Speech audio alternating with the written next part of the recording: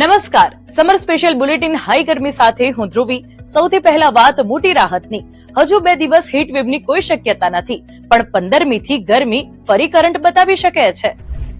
આ તરફ 12 જિલ્લામાં વરસાદની આગાહી વચ્ચે ગઈકાલે મહીસાગરના લુણાવાડા પંથકમાં હળવા છાંટા પડ્યા. જાણીએ હવામાન વિભાગ શું કહે છે. अभी जो विंड प्रिवेल कर रही है वो westerly to south westerly wind prevail कर रही है जो हाईवे से सीमांचल आ रहा है, जिसके कारण आज के लिए आइसोलेटेड प्लेसेस पे लाइट टू मॉडरेट रेन और साथ में थंडरस्टॉर्म की वार्निंग है.